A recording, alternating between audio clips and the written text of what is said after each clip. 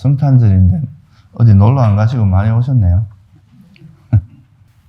우리가 이제 1월 달에 법회가 한 두 번 정도 쉬어요. 그래서 오늘까지 쉬면은 한 3번을 쉬는 거라서 한 달 정도 뒤에 법회를 할 것 같아서 그냥 하기로 했습니다. 오늘은 이제 불교에서 이제 가장 많이 등장하는 말 중에 하나가 뭐 삼매, 그죠? 선정, 뭐 이런 말들이 있잖아요. 근데 이 이제 삼매나 선정이라는 이 말을, 보통 이제 요즘 와서 좀, 그러니까 이제 시대가 좀 많이 흐르고, 불교가 부처님 가르침이 이제 전해진 것도 한 거의 3000년이 다 돼가죠. 이제 한 2700년 정도 되니까. 그 정도 되니까 또 뭐가 이제 부처님의 진짜 가르침이고 뭐가 이제 좀 부처님의 가르침이 아닌지 이런 것이 되게 이제 혼돈되는 시대가 있는데, 특히 이제 부처님 불교 가르침에서 이제 가장 핵심적인 몇 가지가 있어요. 그러니까 첫째는 부처님 가르침은 그 모든 것이 이제 조건 따라 일어난다고 말한 영기의 가르침이 있죠, 그죠? 그래서 그 영기가 좀 확장이 되면 여러분들이 이 세상에 태어난 것도 무슨 이유가 있다. 이유 없이 태어나진 않는다. 그런 게 있을 거 아니에요, 그죠? 그것이 다 조건 따라. 그리고 여러분들이 죽으면 이 또 현재 내가 지었던 조건에서 또 미래에 어떤 영향이 일어난다.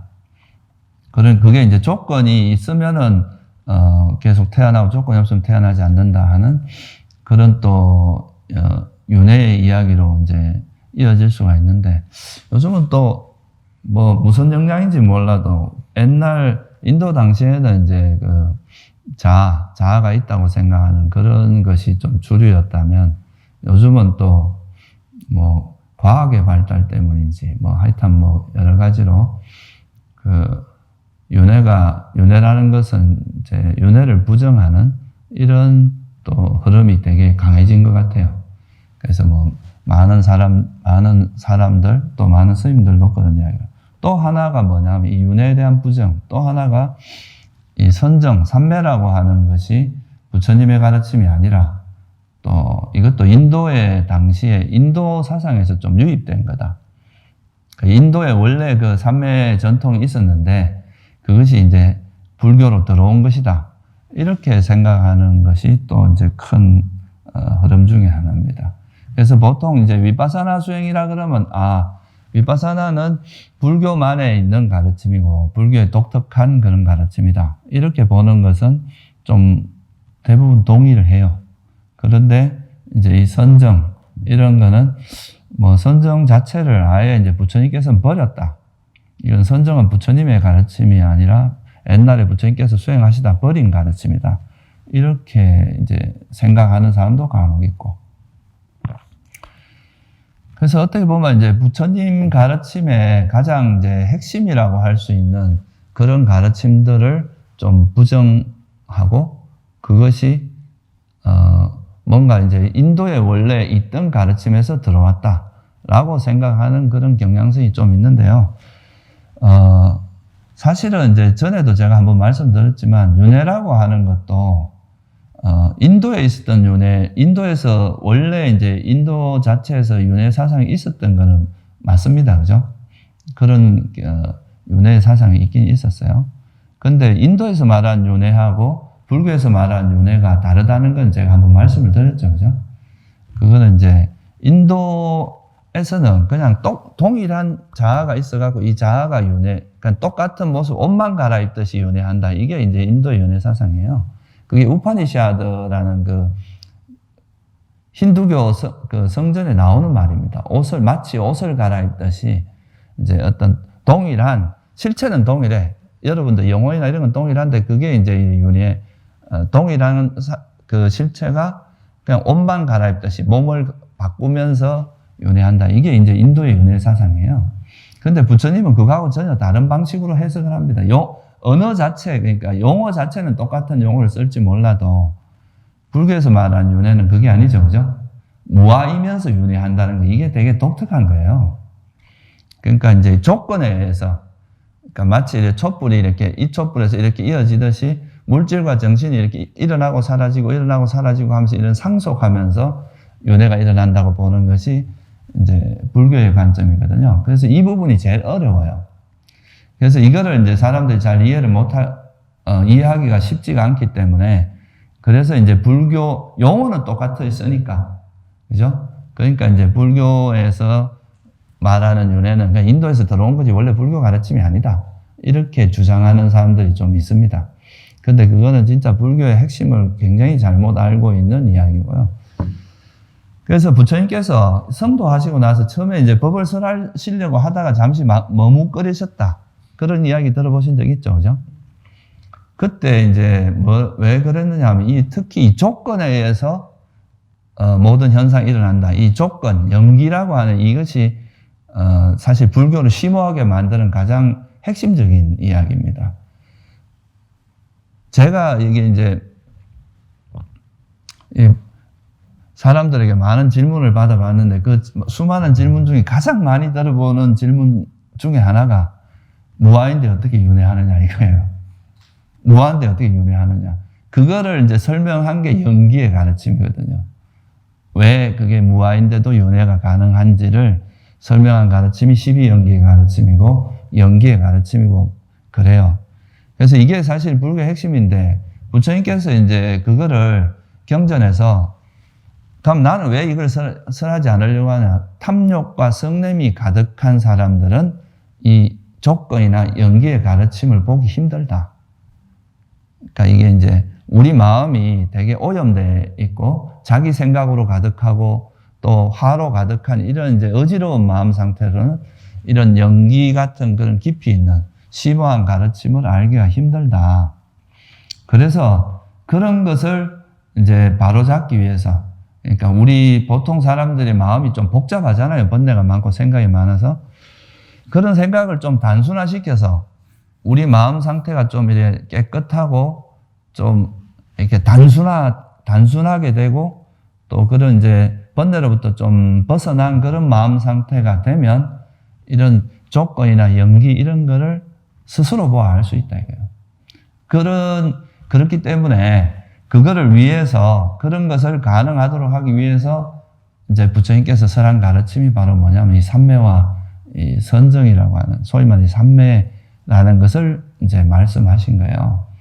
그래서 이 불교에서 말하는 이제 이 삼매 선정이라고 하는 것은 우리가 보통 위파사나라고 하면 지혜를 의미하는데, 이 지혜와 삼매 또는 선정은 이게 따로 놀 수가 없는 겁니다. 왜냐하면 팔정도 안에 같이 있는 거거든요, 이게. 그래서 오늘은 이제 윤회에 대해서는 제가 여러 번 말씀을 드렸기 때문에 특히 이 선정이라고 하는 것이 정말 이게 외부에서 들어온 건가? 이 진짜 불교의 가르침이 아니라 인도에 있던 그 문화가 들어온 건가라는 그런 부분에 대해서 좀 한번 살펴보고, 그리고 또 일부 사람들은 이제 이 선정을 닦는 것이 위파사나에 방해된다고 주장하는 사람도 있어요. 선정이라고 하는 마음 상태가. 그래서 그런 것이 진짜 맞는 말인지 그런 것들을 한번, 선정이라는 것의 의미가 뭔지를 좀 살펴보면서 부처님께서 이제 이 선정이라는 것을 어떻게 말씀하셨는지를 좀 보면서 한번 살펴보도록 하겠습니다. 그러니까 이제 우리가 보통 이제 선정이란 말보다는 삼매란 말이 좀 더 많이 알고 있죠, 그죠? 우리나라에서는 보통 이제 삼매란 말은 꼭 이런 수행이 아니더라도 보통 우리나라 정서에서는 다 대부분 알고 있는 단어 중에 하나입니다, 그죠? 그래서 이제 이 삼매라고 하는 단어가 있고 선정이라고 하는 이제 불교에서 주로 쓰는 용어가 두 가지가 있어요. 이 삼매는 팔리어로 사마디라고 번역을 하고, 사마디라고 하는 그 단어를 번역한, 이거는 번역이라기보다 엄차를 한 거죠. 사마디를 그냥 엄만 따가지고 삼매 이렇게 번역을 한 거죠, 중국에서. 그리고 이제 또 하나는 뭐냐면 자나. 우리나라를 보통 우리나라가 불교를 보면 좀 선종이 주류잖아요, 그죠? 그 선이라고 하는 이게 바로 자나입니다. 이 자나라고 하는 이 단어에서 나온 거예요. 이게 이제 그 산스크리트어에서는 더야나라고 하는데 보통 빨리에서는 자나라고 하죠. 이 자나라고 하는 단어가 이제 불교에서 쓰는 대표적인 두 가지 용어입니다. 그래서 이 자나는 보통 선으로 번역을 해요. 선정 또는 선 이렇게 번역을 하고, 사마디라고 하는 단어는 삼매로 번역을 해서 이제 보통 우리가 알고 있는 삼매라는 단어죠. 근데 이 두 가지 용어 중에서 이 사마디라는 용어, 그러니까 삼매라는 용어가 훨씬 보편적입니다. 훨씬 폭넓게 쓰이는 단어고, 이 자나라고 하는 용어는 조금 제한적으로 쓰이는 단어입니다. 그래서 그거를 간단히 좀 살펴보고 본론으로 들어가도록 할게요. 보통 이제 삼매라고 하는 거는 여러분이 제일 쉽게 생각하면 보통 집중이라고 하는 이제 고도로 집중된 상태를 보통 이야기하는데, 불교에서 말하는 삼매는 단순히 그런 이제 집중된 마음 상태만을 의미한다기보다는 좀 더 불교적인 말로 하면은 이제 번뇌가 없는 상태를 이야기하는 겁니다. 마음속에 탐욕이나 성냄이 없이 그런 것이 가라앉은 상태, 그래서 마음이 아주 고요하고 평화로운 상태, 그러면서도 되게 또렷한 이런 상태를 말하는 거죠. 그래서 이 삼매는 좀 폭넓은 개념인데, 원래 원어 뜻은 이제 함께 두다 이런 뜻입니다. 마음의 여러 작용을 어떤 하나의 대상에 함께 두다 이런 뜻으로 쓰여요. 그래서 이 삼매는 크게 나누면 세 가지로 나눠지는데, 찰나삼매, 근접삼매, 그 다음에 몰입삼매, 이렇게 한 세 가지 정도로 나눠지는데요. 찰나삼매는 제가 예를 들면 지금 말을 하고 있잖아요, 그죠? 말을 하고 있을 때는 그 대상이 순간순간 변하고 있는데, 이 말을 하거나 행동을 할 때도 마음에 어떤 그 번뇌가 없이 그냥 하나로 아주 깨끗하고 또렷한 상태로 이어지고 있는 상태가 있을 수 있어요. 보통은 막 말을 하면서도 막 짜증도 나고 화도 나고, 그 다음에 막 내가 나를 막 내세우고 싶은 그런 마음들, 자만 같은 것도 이런 마음들이 움직이는 거는 이렇게 그 말을 하면서도 굉장히 어지러운 상태이기 때문에 이런 거를 삼매라고 하진 않아요. 근데 이제 마음이 되게 안정되고 차분한 사람, 그냥 말할 때 말하는 거 외에는 아무것도 없어. 그러니까 그런 상태를 일종의 이것도 찰나삼매라고 이야기를 합니다. 그러니까 이것도 일종의 삼매 상태라고 이야기합니다. 그래서 도인들은 보면 마당 쓸 때는 뭐라 그래요? 마당만 썰고, 보통 사람 마당 썰면서 내가 왜 마당을 썰어야 돼? 마당 썰기 싫어. 이걸 왜 이 추운데 해야 돼? 이런 이제 생각들이 많이 움직일 수 있지만, 또 어떤 이제 깨달음을 얻은 그런 도인들 같은 경우는 그냥 마당 쓸 때 마당 쓰는 거와 하나가 되는 거죠. 밥 먹을 땐 밥만 먹고, 이런 이제 그 상태가 일종의 찰나삼매가 이어지고 있는 거다, 이렇게 말할 수가 있고요. 또 이제 하나는 뭐냐 하면, 그런 말 들어봤죠. 어떤 사람이 딱 삼매에 들면 옆에서 누가 지나가도 모르고 말을 해도 모르고 완전히 거기에 몰입되어 있는 상태, 그죠? 그런 걸 우리가 몰입삼매라고 합니다. 완전히 그게 몰입되어 있어. 그럴 때는 소리도 들을 수 없고 주변에서 뭐 하는지도 몰라. 그냥 완전히 거기에 빠져 있는 상태. 이거는 상당히 고도로 훈련돼야 가능합니다. 이건 이제 생각이 거의 움직이지 않고 하나의 대상에 완전 몰입되어 있는 상태거든요. 그러니까 이런 상태를 우리가 이제 몰입삼매라고 하고, 이런 상태에 들어가기 직전이나 나온 직후, 이런 상태가 근접삼매라고 이야기를 합니다. 그러니까 근접삼매는 거의 몰입된 그런 삼매에 들어가기 직전 또는 이제 직후의 단계라고 보시면 되겠죠. 그래서 이제 근접됐다, 그런 완전히 몰입된 그런 상태에 근접했다, 이런 의미로 근접이라는 표현을 쓰죠. 근데 여기서 이제 몰입된 삼매 중에서 완전히 이렇게 몰입된 거를 부처님께서는 초선, 2선, 3선, 4선 이렇게 나누셨어요. 그것만을 제한적으로 쓰는 단어가 자나입니다. 그러니까 우리가 보통 이제 선정이라고 하는 그 용어는 이 삼매에서 여러 단계 중에서 완전히 몰입된 그 삼매 중에 초선, 2선, 3선, 4선이라고 분류한 그 삼매만을 제한적으로 선정 또는 자나라고 쓴다 이 말이에요. 무슨 말이 되시죠? 그죠? 보통 우리가 선이라고 쓰는 용어는 그런 거라는 걸, 용어는 그렇게 이해를 좀 하시고, 이 선정이라는 단어는 원래 이제 그 자야띠라고 하는 그 동사에서 파생된 명사인데, 이 자야띠라고 하는 단어가 무슨 뜻이냐면 보통 우리가 명상하다, 숙고하다 이런 뜻이 첫 번째 뜻이 있고 또 하나는 태우다라는 뜻이 있어요. 말려버리다, 태우다. 그래서 이제 불교에서 말하면 뭐를 말려버리냐 하면 해로운 법을 말려버리는 이런 의미로 이해할 수 있습니다. 그래서 이 단어에서 나온 게 자나인데 이 자나는 아까 말했듯이 몰입삼매만을 이제 지칭하는 거고 특히 불교에서 말하는 이 자나는 책계, 초선, 이선, 삼선, 사선 요 딱 네 가지만 제한적으로 써라는 겁니다. 그게 뭔지는 제가 조금 이따가 뭐 간단히 설명을 드리고 그래서 이 이제 보통 사람들이 이야기하기로는 이 삼매 또는 선정이라고 하는 것이 인도에 원래 있었다. 인도에 원래 그 수행 전통에서 있었던 것이 불교에 들어온 거지 불교 고유의 가르침은 아니다. 이렇게 말하고 주장하는 사람도 간혹 있어요. 그런데 이거는 완전히 잘못 알고 있는 겁니다. 이게 삼매, 선정이라고 하는 것은 어떻게 보면 특히 이 선정이라고 하는 것은 부다께서 이제 부처님께서 이 세상에 나시고 부처님만이 설한 독특한 불교만의 가르침이다. 이건 다른 그 인도에서는 이런 단어를 찾을 수가 없다고 하거든요.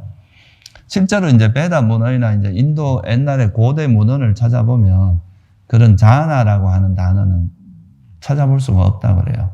이거는 오직 그 불교에서만 등장하는 단어고, 이건 제가 이제 강목 스님하고도 좀, 대화 중에 좀 확인을 한 것이고, 그리고 실제로 이제 이 사마디라고 하는 단어도, 이거는 좀 더 이제 검토를 해봐야 됩니다. 이 사마디라는 단어도 그 우파니샤드에 처음 등장하는 것이 불교 이후라고 합니다. 그 시대적으로 보면.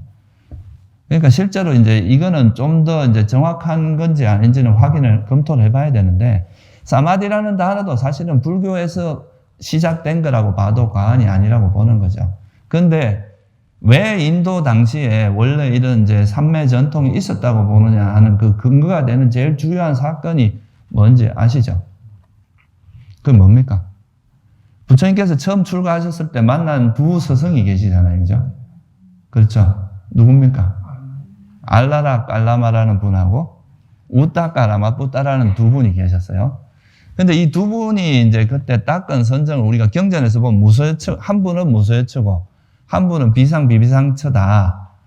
이렇게 이야기를 하니까 인도 당시에 그런 이제 벌써 그런 우리 불교에서 말하는 그런 선정의 최고 경지를 얻은 사람이 있었으니까 인도 당시에는 이제 그런 삼매나 이런 전통이 있었을 거라고 이제 주장을 하는 그거의 근거가 되는 거죠.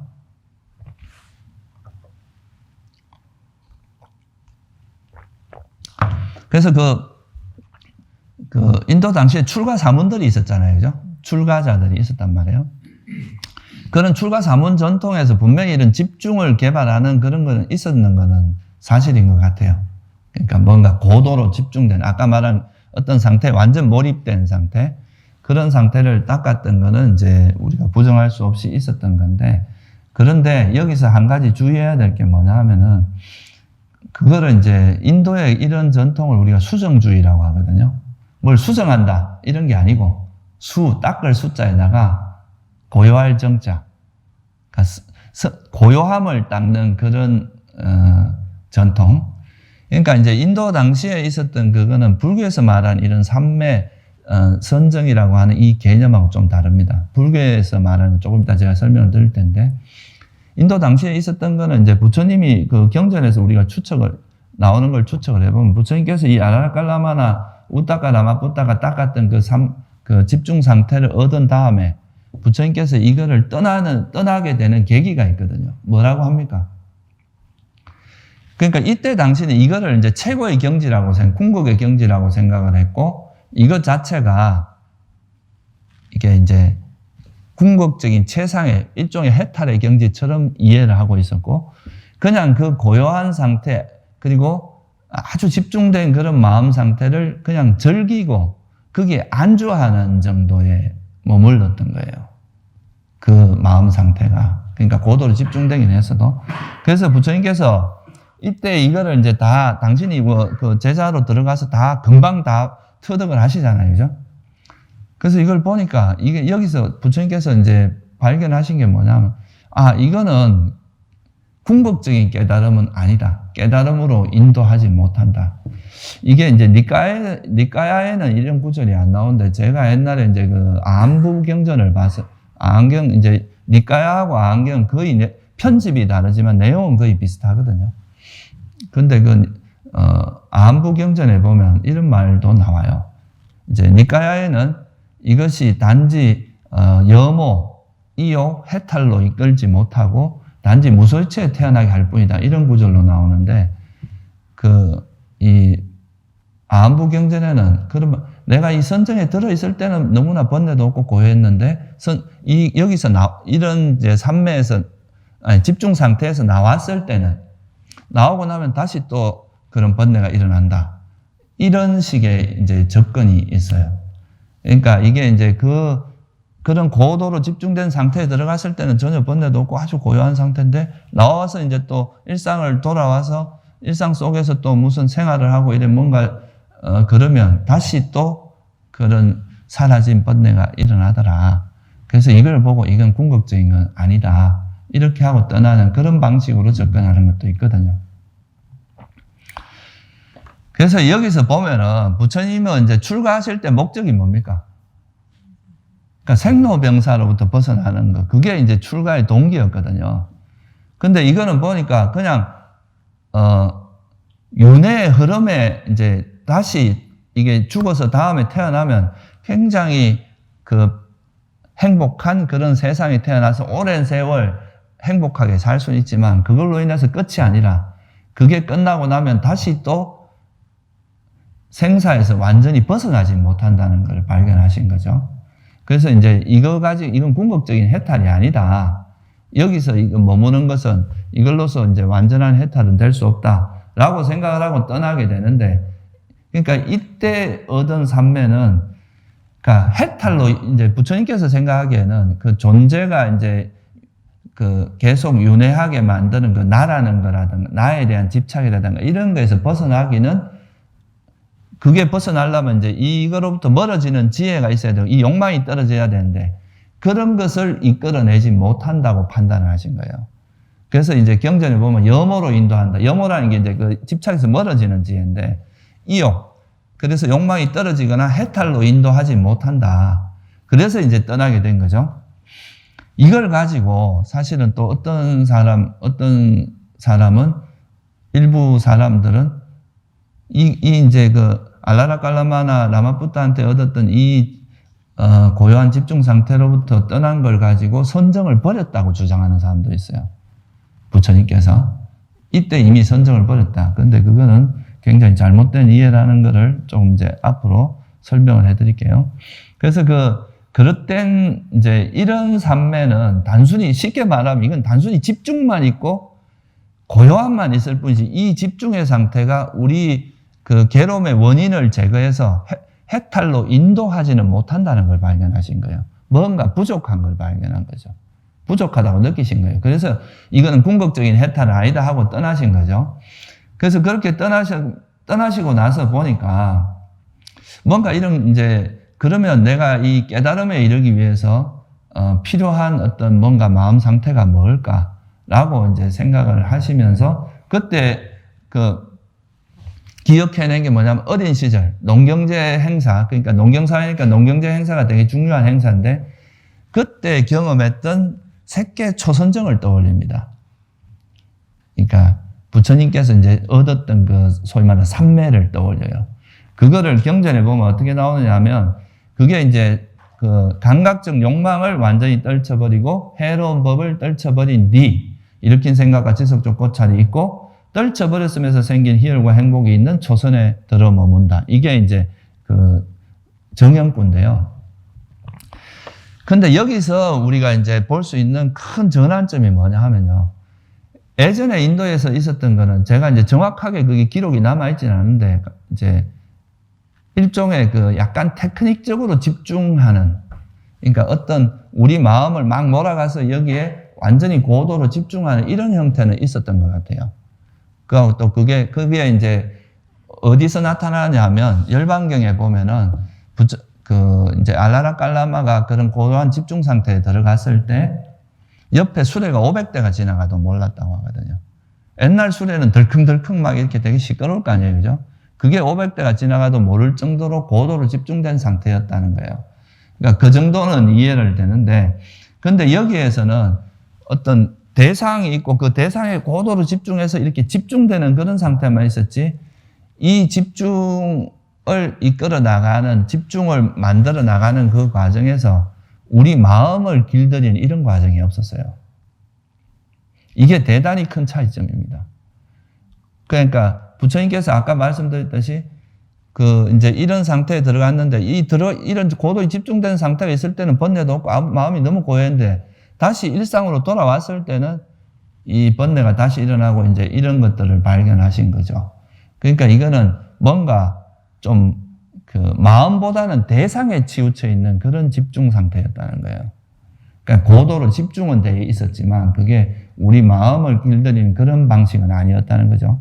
근데 부처님께서 이제 어린 시절에 당신이 이거는 이제 아마 어릴 때 그렇게 스스로 그런 거에 들어갔다는 거는 뭐 좀 이 과거의 전생부터 그런 가지고 있는 그런 게 있었다고 보는데 어쨌든 당신 스스로가 이제 고요한 어릴 때 농경제 행사 때 나무 아래서 들었던 그 선정의 상태를, 집중의 상태를 보면 거기에는 감각적 욕망도 없고 해로운 법도 이거를 버리면서 그런 것들이 가라앉으면서 거기서 들어간 고요한 상태였다는 거죠.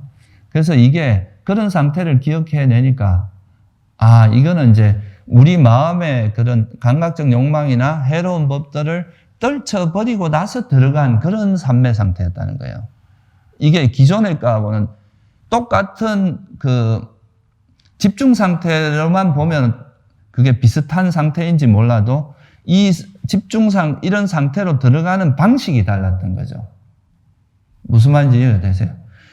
옛날에 그냥 단식의 집중하는 게 일단 부처님이 들어가신 방식은 이 해로운 법들을 버리고 들어가는 이런 방식이었다는 거예요. 여기는 어떤 개념이 들어가냐 하면 단순히 대상보다 내 마음에 대한 마음을 길들이는 게 들어가게 돼요. 그게 차이가 되게 큽니다. 이게 불교에서 말하는 바른 삼매와 일반적으로 외도의 삼매 전혀 다른 점이에요. 그래서 이제 그걸 보면서 또 여기에 뭐가 있느냐 하면 희열과 행복이 있는 거예요, 이때는. 근데 보세요. 인도 당시에는 대표적인 문화가 무슨 문화였습니까? 고행주의였잖아요. 행복을 누리는 걸 굉장히 터부시하게 생각했어요. 우리 마음에서 행복을 하면 저거는 뭔가 안 좋은 데 빠졌다. 뭔가 쾌락에 빠졌다. 이렇게 비판받고 이런 시기였기 때문에 그때 당시에는 이런 행복을 즐기는 걸 두려워하고 이랬던 문화가 있었을 거예요. 근데 부처님께서는 이 초선을 생각하면 그 초선은 고도로, 그러니까 번뇌가 버려지면서 그 고요한 상태에 들어갔고 거기 희열과 행복이 있는데 이 행복이 뭐냐면 이건 감각적 욕망과도 상관없고 해로운 법과도 상관없는 그런 행복을 나는 두려워하지 않는다. 이게 이제 마찌마니까에 보면 사자가 경경이라는 거기에 부처님께서 하신 말씀이에요. 이 행복을 두려워할 필요가 뭐 있냐? 이건 왜냐? 감각적 욕망하고도 관계없고 이거로부터 벗어난 소위 말해서 무슨 행복이에요? 출리의 행복이다. 이거예요. 벗어남의 행복이고. 그리고 이거는 그런 욕망을 쫓아가거나 해로운 법 때문에 일어난 행복이 아니라 이거로부터 벗어나면서 일어난 행복인데 이런 걸 왜 두려워하느냐? 이걸 오히려 수행에 활용할 수가 있겠다. 그러면 처음도 좋고 중간도 좋고 끝도 좋은 그런 그러니까 왜 구태여 고통을 받아가면서 고행을 하면서 괴로움을 겪어가면서 수행할 이유가 없다. 그래서 이제 이것에서 굉장히 중요한 착안을 한 거예요. 그래서 이제 이 첫째는 해로운 법을 떨쳐버리고 이런 고요한 선정에 들어가는 그런 메커니즘이었고 여기에는 행복이 있다는 거. 이 행복을 우리가 수행에 근데 이 행복은 감각적 욕망의 행복과는 다른 행복이죠. 벗어남의 행복이란 이 행복을 수행에 활용할 수 있다. 그래서 이걸 쭉 생각한 다음에 이것이 깨달음의 길이다. 이것을 이용하면은 이것을 통해서 우리 괴로움이 계속 발생하게 만드는 그런 번뇌를 해로운 법들을 전부 버리고 선정을 닦는 그 메커니즘 속에 이 해로운 법을 버리는 그 메커니즘이 들어가잖아요, 이거는. 그죠? 이미. 그리고 이래가지고 선정에 들어가면 이 선정의 힘을 이용해서 해로운 법을 더 철저하게 버리는 쪽으로 작동을 하게 되거든요. 그래서 여기에 이미 이제 부처님이 하신 이 방법에는 나중에 부처님께서 깨달음 얻고 나서 체계적으로 정리를 하셨지만 해로운 법을 버리고 유익한 법을 개발하는 이런 정견의 기본이 들어가 있었던 겁니다. 이 정견을 바탕으로 해서 삼매를 닦는 이런 방법을 해서 그리고 보니까 이걸 이용한다면 깨달음에 이룰 수 있겠다 하는 확신을 가지시고 이제 고행을 버리게 되죠. 그죠? 그렇죠?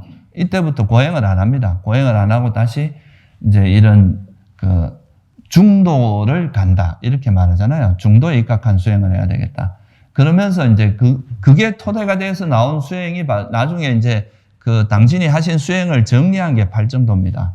그러니까 이때 이미 벌써 지혜를 바탕으로 해서 선정을 닦고 이 선정을 바탕으로 지혜를 완성하는 이 과정을 당신은 이미 이제 이때부터 이제 그런 쪽으로 착안을 하신 거예요.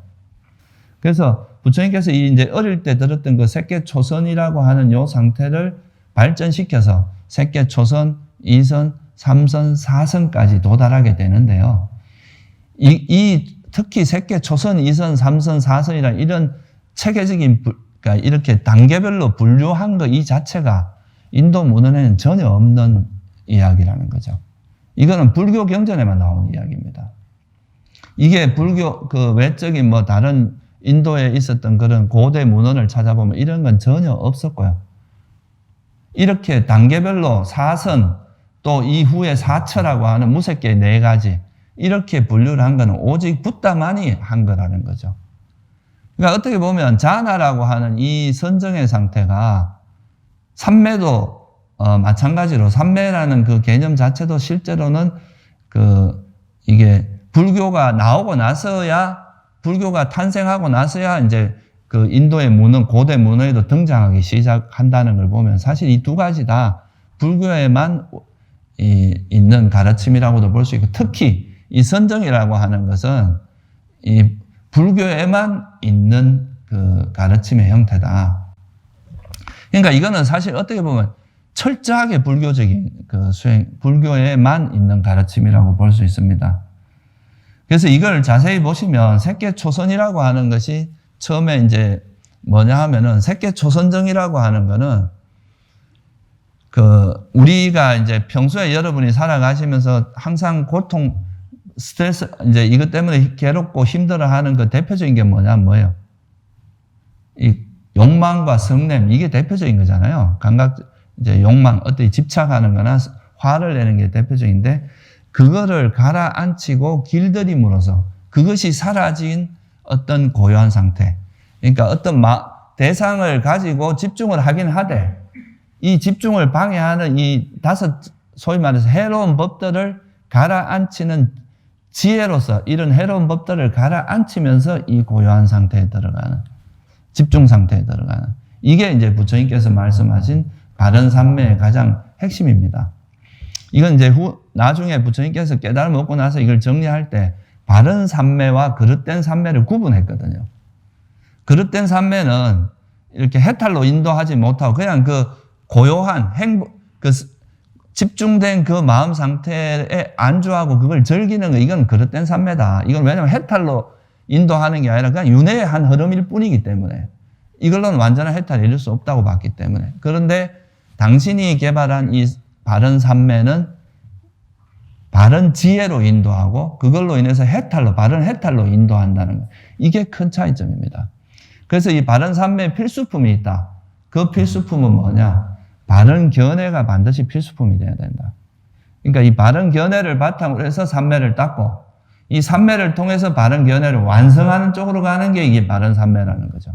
삼매, 그러니까 프레임이 바뀐 거예요. 집중 상태는 집중 상태인데 이 집중 상태에서 해로운 법을 버리는, 그러니까 우리 마음을 괴로움으로 인도하는 그 해로운 마음을 버리는 그 메커니즘이 결합된 거죠. 그러니까 지혜를 통해서 해로운 법을 버리면 이 자연스럽게 이제 이 선정에 들게 되고 이 선정의 힘을 이용해서 해로운 법을 완전히 완성하는, 그걸 버리는 걸 완성하는, 이게 바른 삼매라고 이제 설하신 것이 바로 팔정도에 나오는 그 바른 삼매 이야기입니다. 그래서 부처님께서 말씀하신 이 삼매는 해로운 법을 버리고 이제 정견 중에서 제일 간단하게 말하면 선과 불선을 구분하는 게 바른 견해거든요. 그러니까 우리가 해로운 법, 탐진치를 바탕으로 한 이런 마음은 버리고 그것이 없는 마음상, 이걸 버리는 지혜를 바탕으로, 탐진치를 버리는 그 지혜를 바탕으로 우리 마음을 길들여서 선정에 들고, 그 선정에 든 마음 상태를 바탕으로 해서 탐진치를 완전히 소멸하는 쪽으로 가는, 이게 이제 바른 삼매의 가장 그 핵심적인 이야기입니다.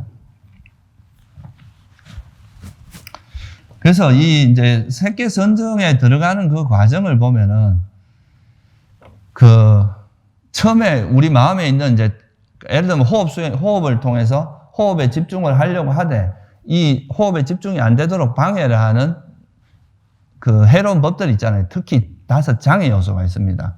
탐욕, 성냄, 뭐 감각적 욕망, 적대감, 그 다음에 해태, 혼침, 의심, 들뜸, 후회라고 하는 이런 5 장애가 있는데 이거를 가라앉히는 지혜를 개발합니다.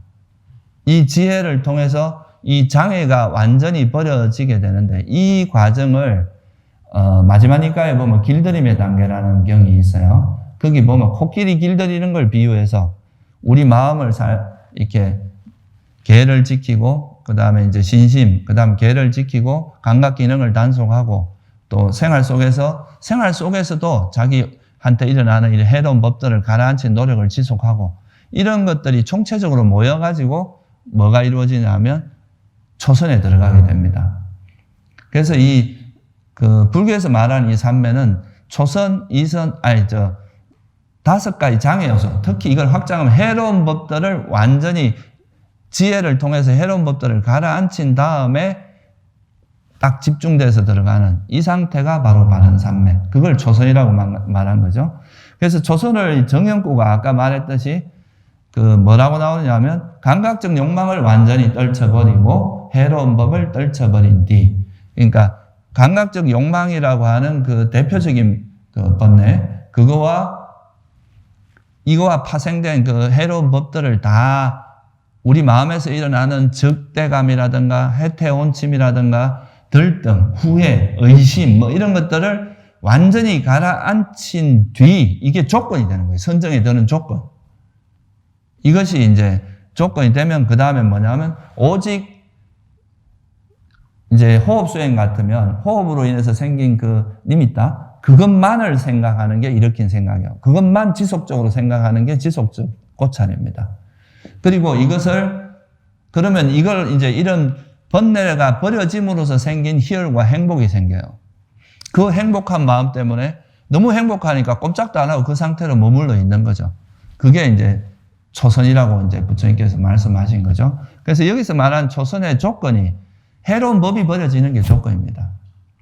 특히 이제 우리 마음을 어지럽게 하는 이거를 완전히 버리고 그런 고요한 집중 상태에 들어가는 것. 그래서 초선의 가장 중요한 조건은 뭐냐면 모든 해로운 법들이 버려지는 게 가장 중요한 조건입니다. 이게 철저히 버려져야 돼요. 그런데 요즘 이제 보통 보면은 선정에 드는 것도 자꾸 경계를 가지고 평가하는 게 많아요. 뭐 니미타가 이래 밝아지면 그게 초선이다. 이거는 이제 이 대상을 너무 대상으로 이거를 이제 선정이나 이런 거를 경계로서 이야기하는 꼴이거든요. 아무리 빛이 나타나도 내 마음에서 그런 번뇌가 아직까지 마음이 움직이게 만드는 장애가 남아있다면 이건 아직 초선이 아닌 거예요. 아무리 그 경계로 갖고 평가를 하면 안 된다 이거예요.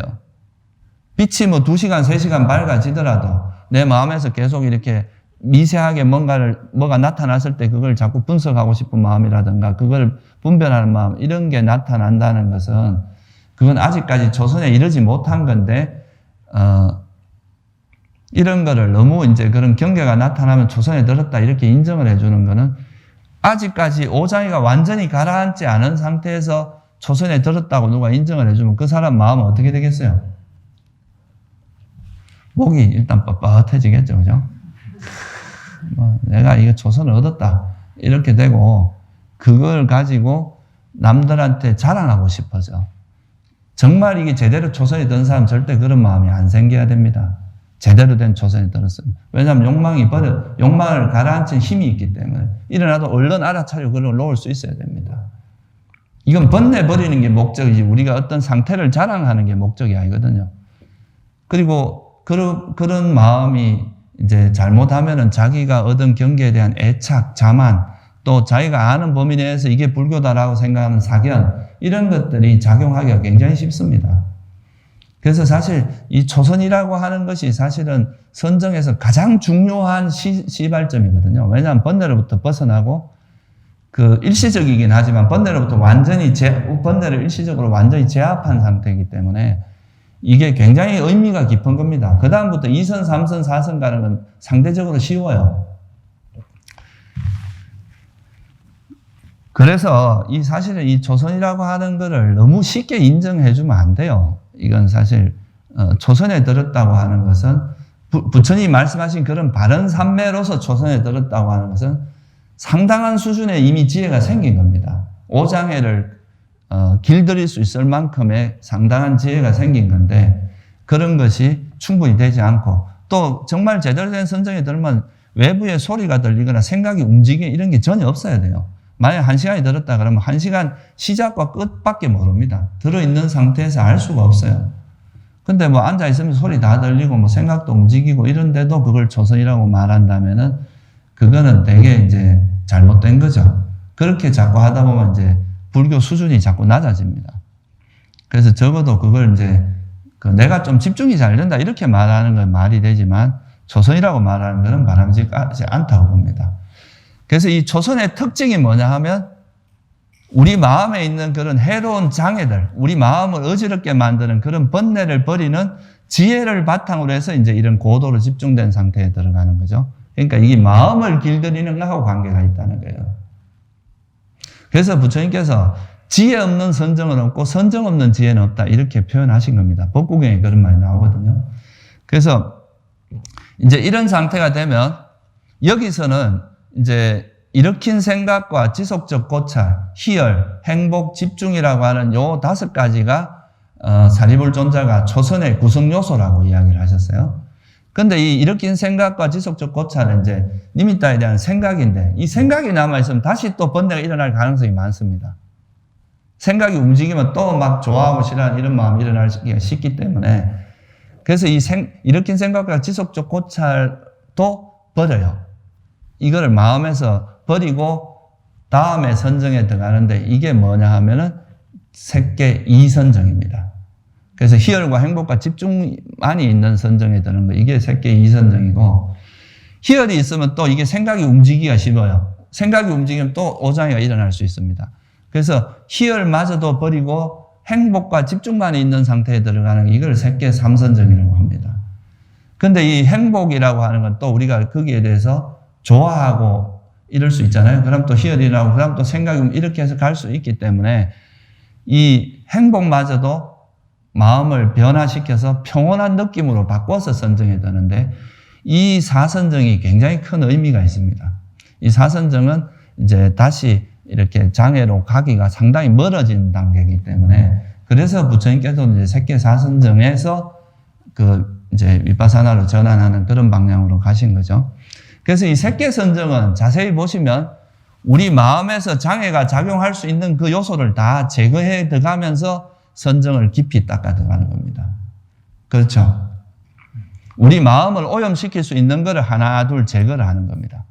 그래서 이거는 철저히 마음을 길들여서 들어가는 선정이에요. 대상보다는 뭐에 포커스가 맞춰져 있어요? 우리 마음에 포커스가 맞춰져 있습니다. 마음에서 장애가 되는 걸 길들이고 그 다음에 또 이걸로부터 이제 오염될 수 있는 가능성으로부터 자꾸 멀어지는 쪽으로 가서 그래서 이 마음을 길들인 거의 최고봉은 색계 사선정이에요. 더 이상은 마음을 어떻게 보면 길들이는 거는 끝이에요. 그래서 부처님께서 사실 이게 이제 수행에서는 가장 중요하기 때문에 이 4가지를 특히 바른 삼매라고 이야기한 겁니다. 근데 이제 마음을 이게 더 이상 길들이는 건 좀 힘든데 좀 더 깊은 선정에 들기 위해서는 그 다음에 무색계는 뭐가 바뀌는, 그냥 이때는 마음의 이제 구성 요소가 변하는 게 아니고 대상을 이제 고요하게 합니다. 무색계부터는 대상이 고요해지는 거예요. 이거는 마음의 변화가 있는 게 아니라. 그래서 원래 예를 들어서 이제 사선정에서 그 빛을 가지고 이제 사선정이 들었다 하면 이 빛을 확장할 수가 있는데 이걸 이제 무한하게 이제 우주 전체로, 이게 마음의 작용이니까 확장을 할 수 있어요. 그럼 이 우주 전체로 확장을 해서 이 세상이 전부 빛덩어리인데 그 속에 빠져 있는 거나 다름없는 거죠. 근데 이제 이런 상태에서 이 빛이라고 하는 것도 물질을 의지하고 있기 때문에 이 빛이 차지하고 있는 이 우주의 공간에서 빛을 드러내면 공간만 남잖아요. 그죠? 무한한 허공, 공간. 그죠? 그거를 대상으로 선정해 드는 게 공무변처입니다. 무색계 첫 번째 공무변처. 그리고 이 무한한 공간을 대상으로 선정해 들었던 그 마음 상태가 너무 고요한데 그 마음 상태를 대상으로 선정해 들면 식무변처예요. 이런 식으로, 이건 제가 뭐 여기서 너무 자세하게 설명을 안 드릴게요. 근데 이 색계 사선정에 들고 나면 그 다음부터는 대상을 바꿔가면서 그 대상이 아주 더 고요한 대상으로 바꿔가면서 선정을 이렇게 더 깊이 만드는 게 그 무색계 선정이기 때문에 무색계 선정의 첫 번째는 뭐냐면 물질을 극복하는 게 되게 중요해요. 아까 이제 빛이 무한한 공간, 이 우주를 생각하면 빛도 일종의 물질이니까 이 빛을 제거하면서 남은 공간, 그거는 물질을 극복하는 거잖아요. 이때 이제 처음으로 이제 무색계 선정이 되는 건데요. 그래서 사실 무색계 선정은 좀 더 선정을 깊게 하는 의미가 있는 거지, 마음을 더 뭐 이렇게 변화시킨다거나 마음에 있는 장애를 버리는 이런 방향은 아니라고도 볼 수 있습니다. 그렇게 해서 만들어진 게 부처님께서 이제 그 세상에 있는 그런 집중 상태를 색계, 초선, 2선, 3선, 4선, 무색계, 이제 공무변처, 식무변처, 무소유처, 비상, 비비상처라고 하는 그런, 4가지 단계의 선정. 그래서 이걸 뭐라면 사선, 사처라고 이야기합니다. 그러니까 초선, 2선, 3선, 4선, 4개의 선이잖아요. 그죠? 사선. 또, 공무변처, 식무변처, 무소유처, 비상, 비비상처라고 하는 이건 4개의 처다. 이래서 사선, 사처. 이렇게 표현을 합니다. 그게 이제 부처님께서 완성하신 선정, 삼매라고 하는 것의 큰 그림이에요. 근데 제가 말씀드린 이거는 어느 다른 인도 문헌에도 없다는 거예요. 지금 제가 말씀드린 이 사선, 사처라고 하는 거. 우리가 이제 니까야에 보면은 그 사선, 사처에서 무소유처, 비상, 비비상처라고 나오잖아요. 그게 아마 제가 이제 정확하게 그걸 하진 않았지만 부처님께서 아마 깨달음 얻고 나서 이제 이렇게 4가지, 8가지로 분류를 하고 난 다음에 당신이 옛날에 했던 거를 돌이켜보면 이거는 이 정도의 집중 상태였을 것이다. 라고 아마 했다고 저는 봅니다. 그게 정확하게 그때 그런 이름이 있었다고 보지는. 그러니까 부처님께서 이렇게 삼매의 단계를 나눈 거는 오직 불교에만 나오는 거라고, 이거는 거의 대부분의 학자들이 인정하는 거거든요, 이거는. 이건 제 이야기가 아니고, 그 문헌학적으로 연구를 해보면 그렇다는 거예요.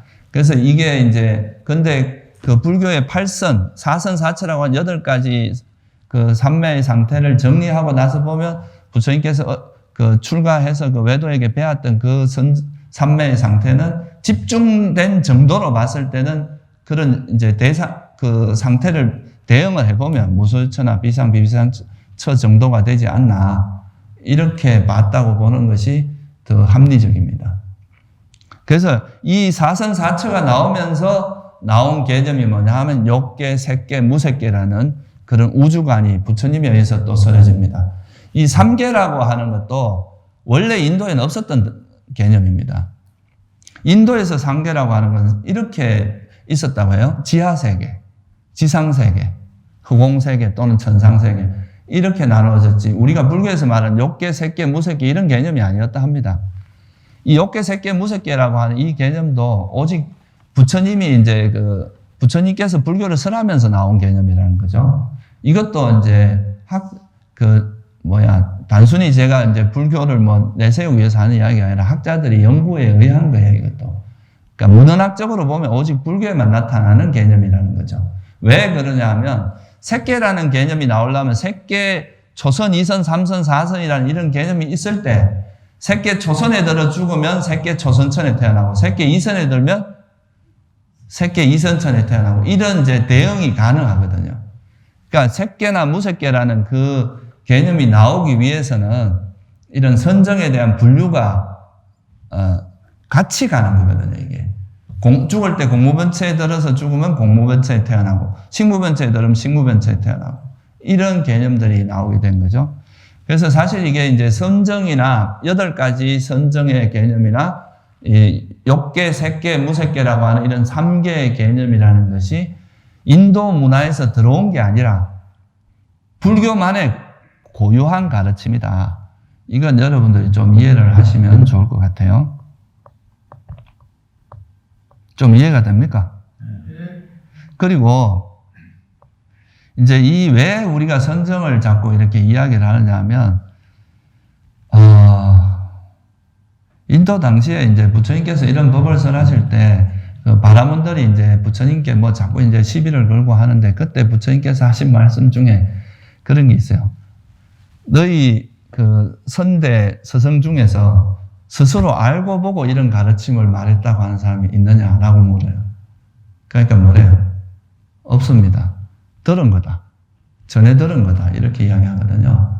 그냥 위에서부터 전해 들어와서 우리가 뭐 자아가 있고 뭐가 있고 이렇게 이제 이야기를 한다. 그러니까 부처님께서 그 뭐라 그러냐면 장님 줄석이라고 이야기하죠. 보지도 못한 사람 이야기한 거 듣고 한 건데 그게 무슨 진리냐. 그러면서 당신이 하는 말이 뭐냐 하면 나는 알고 본다. 스스로 알고 본다. 내 스스로 다 본 거다. 그래서 이제 부처님께서 또 당신 스스로를 뭐라고 하냐면 나는 삼명을 갖춘 자다. 이렇게 이야기를 하거든요. 일체지를 갖췄다고 말하면 잘못 말한 거다. 나는 삼명을 갖춘 자다. 삼명이 뭐예요? 3가지 지혜란 뜻이거든요. 하나는 뭐냐 하면 숙명통입니다. 과거 아무리 오래된 거라도 기억할 수 있는 능력이에요. 이게 숙명통입니다. 또 하나는 뭐예요? 원인을 알 수 있는. 그러니까 어떤 업에서 어떻게 태어나고를 알 수 있는 천안통입니다. 이거는 이제 업과 업의 결과를 아는 신통이라고 이야기하죠. 그러니까 누가 죽으면 어디 태어나고 이게 태어난 사람은 어디서 어떤 원인에서 태어났고 이런 걸 아는 신통인 거죠. 그 다음 마지막에 누진통은 뭐예요? 번뇌를 완전히 소멸할 수 있는 지혜. 이게 누진통이거든요. 그래서 부처님께서 이 삼명이라고 하는 이거를 가장 중요하게 생각을 했어요. 근데 이 삼명이 생기는 원인이 뭐예요? 이런 신통을 다른 말로 하면 초월지라고 하거든요. 보통 여러분들이 가지고 있는 의식으로는 알 수 없는데 고도로 훈련된 마음으로는 할 수 있는 우리 마음이 가지고 있는 능력이 되게 커요. 여러분들이 생각하는 것보다. 근데 이 고도로 훈련되고 이런 선정을 얻은 사람들은 이 선정의 마음을 바탕으로 이런 초월지를 개발할 수가 있게 됩니다. 그 초월지를 개발하는데 가장 중요한 토대가 뭐냐면 색계 사선정이에요. 그러니까 선정이라는 거죠, 선정. 선정처럼 고도로 집중되고 마음이 깨끗하고 고요하고 또릿또릿한 그런 마음 상태가 있으면 우리 마음이 이제 보통 욕계, 우리가 일반적으로 인간계나 이런 욕계에 사는 존재들의 마음은 제한되어 있다고 이야기하거든요. 제한된 의식이라고 그래요. 왜? 몸에 너무 구속이 심해. 이 몸에 엄청 제약되어 있고 우리가 알 수 있는 범위가 되게 제약되어 있는데 이 선정이라는 상태에 들어가면은 의식이 달라집니다. 의식이 되게 한계가 없어지고 쉽게 말해서 여러분이 여기 욕계에 있으면서 색계 마음을 경험하는 거랑 똑같거든요. 색계의 어떤 그 마음 상태를. 그래서 이 선정의 마음을 기반으로 하면은 우리가 욕계, 보통 사람들이 보지 못하는 것을 볼 수 있는 그런 힘이 있는데 그게 바로 이제 내가 그 마음 상태가 그렇게 고요하고 깨끗해진 상태에서 과거를 기억할 수도 있고 내가 그 과거의 어떤 원인, 어떤 조건에 의해서 현재 왔고 현재의 어떤 조건이 미래의 어떤 결과를 일으켜내고 이런 조건을 명확히 볼 수 있는 그런 이제 힘이 있다는 거죠. 그래서 이런 능력을 개발하고 이제 좀 보통 사람들이 보는 것과는 조금 단순히 이런 신통뿐만 아니라 그런 고도로 깊이 있는 어떤 지혜를 얻을 수 있는 되게 중요한 조건이 바로 뭐냐면 이 선정이라고 하는 거거든요. 그래서 이 선정이라고 하는 것이 있으면 우리가 이제 세간적인 신통뿐만 아니라 지혜의 수준이 달라지는 거거든요. 보통 사람이 보지 못하는 굉장히 섬세하고 미세한 그런 지혜를 볼 수 있고,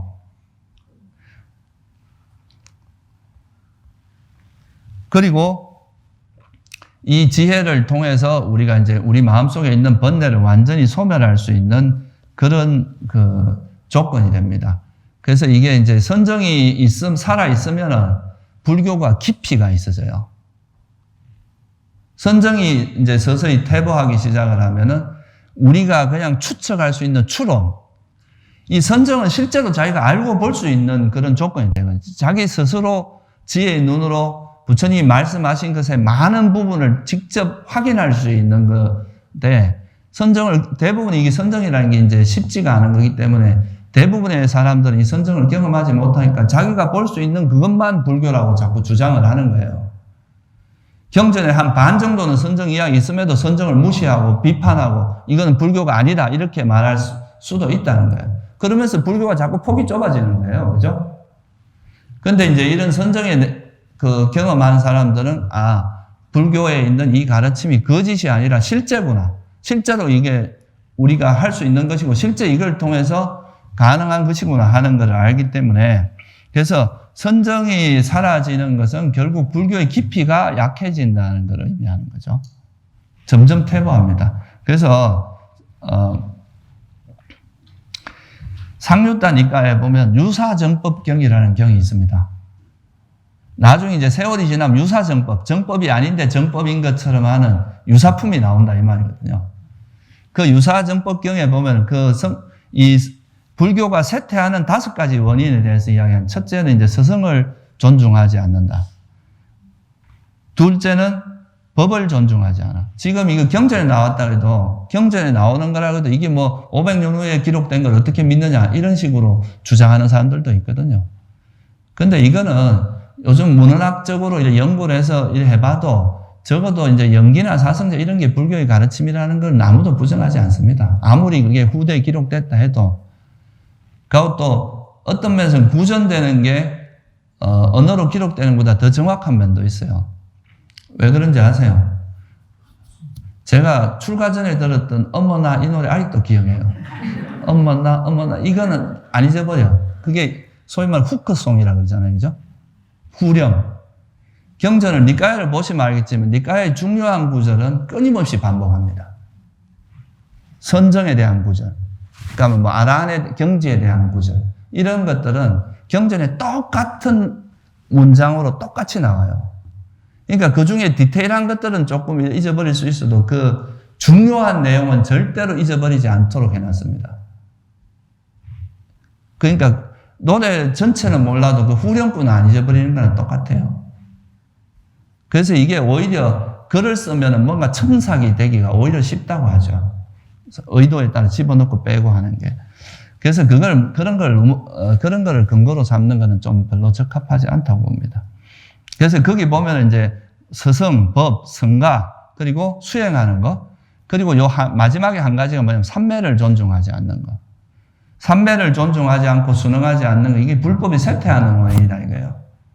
이 선정이 이제 무시당하기 시작을 하면 불교 수준이 자꾸 낮아집니다. 우리가 이해 가능한, 논리적으로 추론 가능한 선에서 이건 불교라고만 이야기하게 되거든. 그러면 이제 불교가 깊이가 없어지고 이제 그렇죠.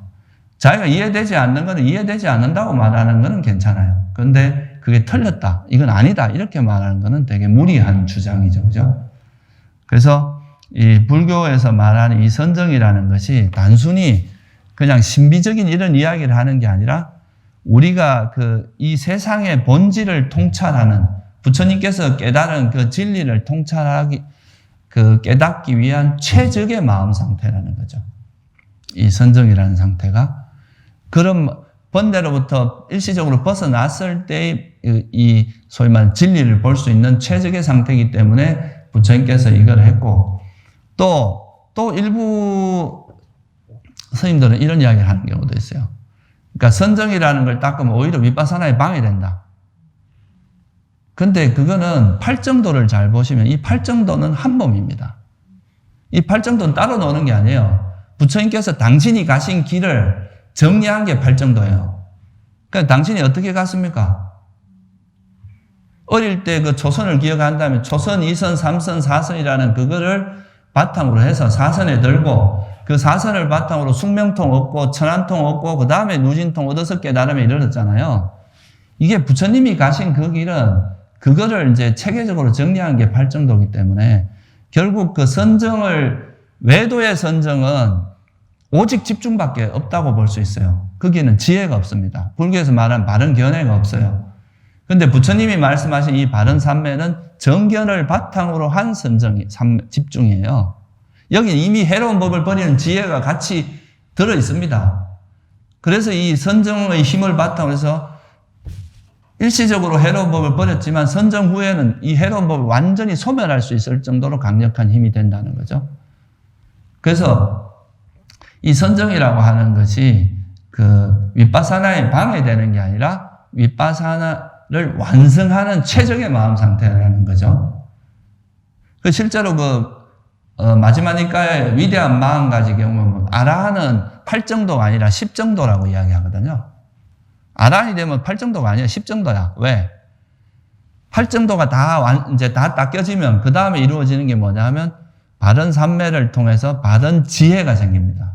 삼마냐냐. 바른 지혜가 생기는데 이게 뭐냐 하면 깨달음의 지혜입니다. 바른 지혜가 생기면 삼마 위무띠, 바른 해탈이 생긴다 그랬어요. 그래서 아라한이 되면은 이 바른 삼매를 통해서 바른 지혜, 완전히 깨달음의 지혜가 생기고 그걸로 해서 지혜가, 해탈이 완성되는 이게 10정도가 되는 거죠. 완성이 되는 거죠. 그러니까 사실 부처님이 말씀하신 이 바른 삼매는 오히려 깨달음을 완성하게 해주는 거다. 그죠? 윗바사나에 방해된다. 이건 말도 안 되는 소리입니다. 그건 부처님의 가르침을 부정하는 거죠. 그렇게 말할 수는 있어요. 꼭 선정을 닦지 않으면 내가 윗바사나를 못하느냐. 그렇게는 이제 규정할 수 없겠죠. 깨달음을 얻지 못하냐. 선정에 들지 못한 상태에서 그래도 수다원이 되는 사례는 경전에도 나오거든요. 그러니까 그 가능은 할 수 있어요. 그렇지만 선정이라는 상태에서 하는 것이 훨씬 더 강력한 것은 분명한 사실이거든요.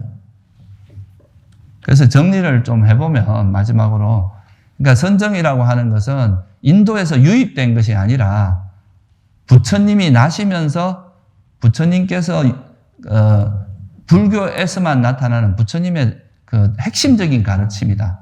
그죠?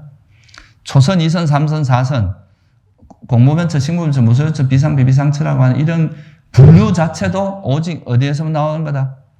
이 부처님께서 처음 하신 거예요. 그리고 이걸 바탕으로 해서 욕계, 색계, 무색계라는 이 3계에 대한 개념도 불교에만 나오는 거다 이거예요. 그리고 이 8정도라고 하는 것 자체가 8가지 요소가 결합해서 조화롭게 이루어져야 깨달음에 이르는 거기 때문에 선정을 아까 말했듯이 바른 삼매는 지혜를 바탕으로 선정에 들죠. 그죠? 이 선정을 바탕으로 지혜를 완성하는 게 바른 삼매입니다. 단순한 집중, 그러니까 보통 사람들이 선정에 대해서 비판하는 것은 그 그릇된 삼매를 비판하는 겁니다. 바른 삼매는 철저하게 깨달음에 도움이 되는 거예요. 그래서 여러분들도 누가 또 이런 소리 하면 좀 여러분이 전도사가 돼가지고 아니다, 부처님께 이건 진짜 불교의 가르침이다라는 것을 좀 이야기하면 좋지 않을까 생각합니다. 그러니까 선정에 꼭 들지 않더라도 선정에 들어가는 그 과정 자체가 우리가 뭘 하는 과정이에요? 선정을 닦아가는 과정이 벌써 우리 마음에 있는 해로운 법을 버려가는 과정입니다. 그게 빠지면 불교 수행이 아니에요. 그렇게 되면 그게 선정이 들고 안 들고 뭐 중요해요, 그죠? 들면은 정말 좋은 거고, 들지 않더라도 그 해로운 법을 버려나가는 그 과정 자체, 탐진치를 버려나가는 그것 자체가 이제 수행에서 굉장히 큰 의미가 있기 때문에 그러면 조급할 게 없잖아요. 빨리 선정에 들어서 남한테 자랑해야지. 잘난 체해야지. 이런 생각할 이유가 없잖아요. 내가 이 든 선정이 정말 부처님이 말씀하신 그런 바른 선정인가? 이거를 더 확인할 거 아니에요. 내가 정말 이게 제대로 된 선정이 맞는가? 그렇게 되는 게 정상이죠. 그죠? 그래서 선정에 대해서 좀 다시 한번 이해하는 그런 계기가 됐으면 좋겠습니다. 네, 오늘 이걸로 마치겠습니다.